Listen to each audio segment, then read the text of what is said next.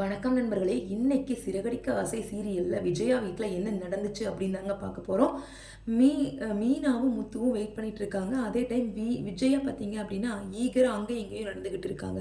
ரோஹிணியும் வந்தாச்சுங்க. வந்ததுக்கப்புறம் மயக்கம் போட்டு விழுந்து அவங்க கன்சீவாக இருக்காங்க அப்படிங்கிறது தெரிந்தாச்சுங்க. ஆனால் மனோஜ் பார்த்தீங்கன்னா மேலேயும் கீழேயும் முழிக்கிறாருங்க. இப்போ கூட அவருக்கு பணத்து மேலே தாங்க மைண்ட் அதிகமாக இருக்குது. கொஞ்சம் கூட ஒரு இறக்கப்பட்டோ இல்லை ரோஹிணி கூட நம்ம வாழணும் அப்படிங்கிற ஒரு ஆசையிலோ ஏதோ கொஞ்சம் இருந்துச்சு மனசுக்குள்ளே ஃபஸ்ட்டு. ஆனால் இப்போ பார்த்தீங்கன்னா அந்த சூழ்நிலையிலிருந்து அவர் எஸ்கேப் ஆகிறது தாங்க விரும்புகிறாரு. அவர் அந்த சூழ்நிலையை சமாளித்து எப்படியாவது அம்மா கிட்ட தப்பிக்கணும், நம்ம பணத்தை கொடுத்து சமாளிக்கணும், அவ்வளோதாங்க அவருடைய எண்ணம். அந்த அப்போதைய சூழ்நிலைக்கு எஸ்கேப் ஆகிற கேரக்டர் தாங்க நம்ம மனோஜ். எந்த ஒரு கஷ்டத்தையும் ஃபேஸ் பண்ணுறக்கு அவர் விரும்பவே இல்லைங்க. ரோஹிணி கன்சீவாக இருக்கா அப்படின்னு சொன்ன உடனே ஒரு சந்தோஷமோ இல்லை பரவாயில்ல இவ்வளோ நடந்துருச்சு நம்மளோட லைஃப்பில், இனி நம்ம ரோஹிணியை ஏற்றுக்கிட்டு நம்மளுடைய வாழ்க்கையை லீட் பண்ணலாம் அப்படிங்கிற ஒரு எண்ணமும் அவருக்கு வரவே கிடையாதுங்க. விஜயா பார்த்தீங்கன்னா எப்பவும் போல் தன்னுடைய மகனான மனோஜ் உத்தம புத்திரன், 100% அவன் கரெக்டானவன், மற்றவங்க எல்லாருமே அவனை சந்தேகப்படுறீங்க அப்படிங்கிற மாதிரி தாங்க பேசுகிறாங்க. ஆமாங்க, ஒரு தாயாக அவங்க மனோஜை முழுமையாக நம்புகிறாங்க. அப்படி இருக்கும்போது மனோஜ் மேலையும் கீழையும் முடிச்சுட்டு இப்போ கூட அக்செப்ட் பண்ணலை. ஆனால் ஒரு தந்தையை நம்ம அண்ணாமலை பார்த்தீங்கன்னா கேட்க வேண்டிய கேள்விகளை அழகாக கேட்குறாருங்க. என்னடா மனோஜ், நடந்தது என்ன, உண்மையை சொல்லு, அதை பொறுத்து தான் நம்ம எடுக்க போகிற டெசிஷன் இருக்கும் அப்படின்னு வீட்டில் இருக்கிற எல்லாருமே சொல்கிறாங்க. ஆனால் நம்ம மனோஜ் பார்த்தீங்கன்னா அப்பவும் கூட அந்த திருட்டு மொழி மட்டும் இருக்குங்களே, அதுதான் அவரோட ஃபேஸுக்கான ஒரு கலையே. அப்போ பார்க்கும்போது இல்லைப்பா எனக்கு என்ன ஆச்சுன்னே தெரியல, ஏன் ரோகிணி இப்படி பண்ணுறா, ஏன் அவள் இப்படி சொன்னா, அதெல்லாம் எதுவுமே புரியலம்மா எனக்கு அப்படின்னு ரொம்ப பாவமாக சொல்கிறாருங்க. ஆனால் நம்ம அண்ணாமலை இருக்காருங்களே, சரியான அப்பாவாக இருக்காரு. டேய், நீ எப்படிப்பட்ட ஒரு கேடி கில்லாடி, உன்னை பற்றி எனக்கு தெரியும், நீ எல்லா சூழ்நிலையிலையும் என்கிட்ட போய் சொன்ன வந்தா எனக்கு உன் மேலே சந்தேகமாக தான் இருக்குது. இனி உன்னை யாராலையும் காப்பாற்ற முடியாது, நீ மட்டும்தான் உண்மையை சொன்னீங்கன்னா மட்டும்தான் உன்னோட வாழ்க்கைக்கு தெளிவான ஒரு முடிவெடுக்க முடியும் அப்படின்னு அவ்வளவு சொல்லியும் கூட அவரோட மனசாட்சி கொஞ்சம் கூட உறுத்தலைங்க. அவர் அக்செப்ட் பண்ணிக்கிறதுக்கு ரெடியாகவே இல்லை. ரோஹிணி பார்த்தீங்கன்னா மனசு உடஞ்சு அவங்க வீட்டுக்கு போயிடுறாங்க. விஜயாவோ இங்கே தோம் திரியிட தீம் திரியிட தோம் அப்படிங்கிற மாதிரி என்ன பண்ணுறாங்க, ரொம்ப ஆட்டம் போடுறாங்க.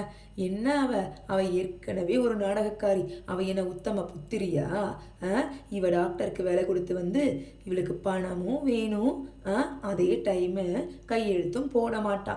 இவளை பற்றி எனக்கு தெரியாது, இவ எப்படிப்பட்ட ஃப்ராடுன்னு இவ டாக்டருக்கு காசை கொடுத்து இங்கே வர சொல்லியிருப்பா அப்படின்னு சொல்கிறாங்க.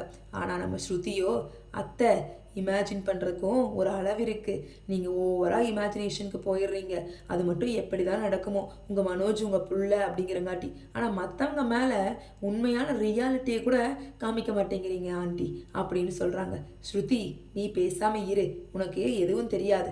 இந்த டாக்டர் இந்த தெருவில் இருக்கிறவங்க தானே, அவள் காசை கொடுத்து கூட வர சொல்லியிருப்பா, மயக்கம் போடுற மாதிரி நடிச்சிருப்பா, இவளோட நாடகத்தெல்லாம் நம்புறதுக்கு நான் தயாராக இல்லை அப்படின்னு சொல்கிறாங்க நம்ம விஜயா. அப்போ மீனா சொல்கிறாங்க, ஆண்டி அத்தை என்ன அத்தை நீங்கள், ஒரு பொண்ணு எந்த ஒரு விஷயத்தில் வேணாலும் பொய் சொல்லுவாள், ஆனால் தான் கன்சீவாக இருக்கிறேன், தன்னோட அப்பா தன்னோட குழந்தையோட அப்பா இவர் தான் அப்படிங்கிற விஷயத்தில் எக்காரணத்தை கொண்டும் பொய் சொல்ல மாட்டா. ரோஹிணியும் அதே மாதிரி தான். ரோஹிணி மனோஜ் கூட வாழணும் அப்படிங்கிறதுக்காக தான் எவ்வளவோ பொய்களை சொல்லியிருக்காங்க. ஆனால் நீங்கள் பார்த்தீங்கன்னா சும்மா அவங்க மேலே அள்ளி விட்டுக்கிட்டு இருக்கீங்க அத்தை. உங்கள் பெரிய பையன் மேலே பாசி இருக்கலாம், ஆனாலும் இந்த அளவுக்கு இருக்கக்கூடாதுங்க அத்தை. கொஞ்சமாவது அவங்கள நம்புங்க, இனி நம்ம எடுக்க போகிற முடிவு என்னன்னு டிசைட் பண்ணலாம் அப்படின்னு சொல்கிறாங்க மீனா. ஏய், என்னடி நீயே, இந்த வீட்டுக்குள்ளே இருந்துட்டு என் பிள்ளைக்கு சப்போர்ட் பண்ணாமல் யாரோ அதுவும் ஒரு நாடகக்காரி ஃபோர்ஜரி அவளுக்கு சப்போர்ட் பண்ணிகிட்டு இருக்க, நீ என்ன பெரிய பஞ்சாயத்து தலைவியா அப்படின்னு கேட்குறாங்க விஜயா.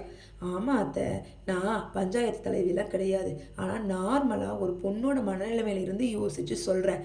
நம்ம இப்போ ஒரு முடிவு எடுத்துட்டோம் அப்படின்னா இனி ரோஹிணி வாழ்க்கையிலையும் பிரச்சனை இருக்காது, நம்ம மனோஜ் வாழ்க்கையிலையும் பிரச்சனை இருக்காது. தயவு செஞ்சு சொன்னால் கேளுங்க அத்தை, அவர்கிட்ட தெளிவான முடிவை சொல்லுங்க அத்தை அப்படின்னு சொல்கிறான். அப்பா இவன் சொன்னால் கேட்க மாட்டான்ப்பா அப்படின்னு ரவியும் ஸ்ருதியும் சொல்கிறாங்க. டேய் மனோஜ், நீ தெளிவாக சொல்லு, நானே நிறைய டைம் உன்னை ரோஹிணி கூட வெளியில் பார்த்துருக்கேன், நம்ம ஸ்ருதியோட ஹோட்டலுக்கு கூட நீ வந்திருக்க, அதனால் இப்போதைக்கு எஸ்கேப் ஆகிறதுக்காக பொய் சொல்லாத அப்படின்னு சொல்கிறாரு ரவி.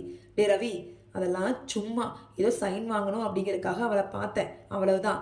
நீ என்னமோ சும்மா கதை கட்டிக்கிட்டே போற. நான் தான் இல்லைன்னு சொல்றேன்ல. அப்படி இருந்தா சொல்லியிருக்க மாட்டேனா அப்படின்னு சொல்றாருங்க மனோஜ். அப்போதாங்க நம்ம முத்து கிளம்பிறங்குறாரு.